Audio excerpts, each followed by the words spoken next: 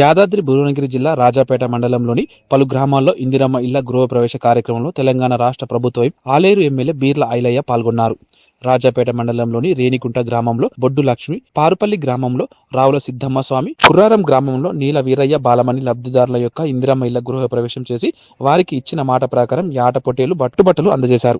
ముఖ్యమంత్రి రేవంత్ రెడ్డి గారి లక్ష్యం పేదోళ్లకు సొంతింటి కళ నెరవేర్చాలని చెప్పి గత 10 ఏళ్లుగా ఒక్క ఇల్లు అని మిగులు రాష్ట్రంలో మాజీ ముఖ్యమంత్రి కేసీఆర్ కాంగ్రెస్ వాళ్ళు ఇచ్చేటివి 70 ఇళ్ళు నేను డబుల్ బెడ్రూమ్ ఇస్తానని చెప్పి ఏ పేదోడు కూడా ఒక్క బెడ్రూమ్ కూడా కట్టని స్థితిలో మీరందరూ మార్పు కోరుకురు కాబట్టి ఇలా ప్రజాపాలన గౌరవ ముఖ్యమంత్రి రేవంత్ రెడ్డి గారి నేతృత్వంలో ఇలా తెలంగాణలో 4,50,000 ఇండ్లు ఇలా మన ఆలేరు నియోజకవర్గానికి పెద్దలు 3,700 ఇండ్లు ఇస్తే మీ రేణికుంట గ్రామానికి సుమారు 22-23 ఇండ్లు ఇచ్చినాం. తప్పకుండా రెండో విడత మళ్ళీ 25 ఇండ్లు మంజూరు చేస్తా అని చెప్పి మాటిస్తున్నా. ఎవరు కూడా ఆధైర్యపడుతూ ఈ ప్రభుత్వం పేదోళ్ళ ప్రభుత్వం, మీ అందరి ఆశీర్వాదంతో వచ్చిన ప్రజాపాలన ద్వారా ప్రతి ఒక్క అరువులందరికీ ఇందిరమ్మ ఇల్లు ఇచ్చే బాధ్యత నేను తీసుకుంటా. కాబట్టి ఇచ్చిన ఇల్లు త్వరితగతిన పూర్తి చేయాలి. ఇలా మా బొడ్డ ఐలేష్ గారు సంతోషంగా మా నాన్నగారు చనిపోయిన తర్వాత మేము అధైర్యపడ్డాం, మేము ఇల్లు కట్టుకోలేకపోతాం అనుకున్నాం.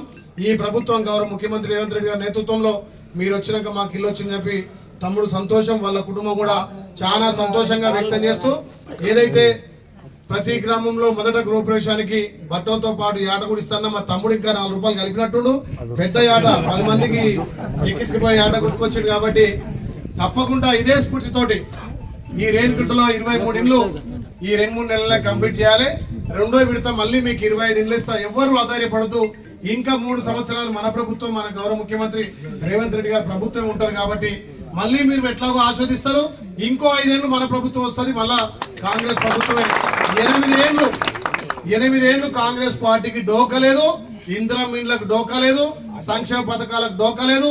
10 ఏళ్ళు వాళ్ళు ఇచ్చినటువంటి రేషన్ కార్డులు ఇస్తున్నాం, 10 ఏళ్ళు వాళ్ళు ఇచ్చినటువంటి ఇందిరమ్మ ఇల్లు ఇస్తున్నాం, 200 యూనిట్ల ఉచిత విద్యుత్ ఇస్తున్నాం, సన్న బియ్యం ఇస్తున్నాం, రైతు రుణమాఫీ చేస్తున్నాం, అమ్మ మహిళలకు వడ్డీలే రుణాలు ఇస్తున్నాం. 1 కోటి మంది మహిళలకు కోటి చేయాలనే లక్ష్యంతో మన ప్రభుత్వం ఏ పథకం చేపట్టినా మా అక్క చెల్లెల పేర్లు ఉన్నాయి. కాబట్టి ఇదే స్ఫూర్తితోటి రేణికుంటలో మొన్న మీ బిడ్డగా బీర్లేలు ఎట్లా దీవించిరో రేపు సర్పంచ్ ఎంపీడీ సెలక్షన్లు కూడా మీరు అత్యధిక మెజార్టీ ఈడ మనకి వేరే పోటీ ఏం లేదు.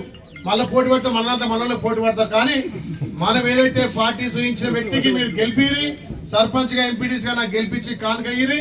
ఈ గ్రామానికి అత్యధికంగా ఇల్లు ఇచ్చే బాధ్యత నేను తీసుకుంటా.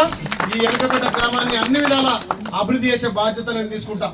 రేణికుంట చల్లూరు మీద ప్రత్యేక దృష్టి పెట్టిన ఎంతమంది అర్హులు ఉంటే అంతమందికి ప్రభుత్వ పథకాలు అందించే బాధ్యత నేను తీసుకుంటా. కాబట్టి మిగతా 22 ఇల్లు కూడా ఈ 6 నెలల్లో, ఈ 2-3 నెలల్లో గృహప్రవేశాలు చేసి మొత్తం కంప్లీట్ అయ్యంటే రెండో విడత మీకు మళ్ళీ ఇల్లు ఇస్తాం.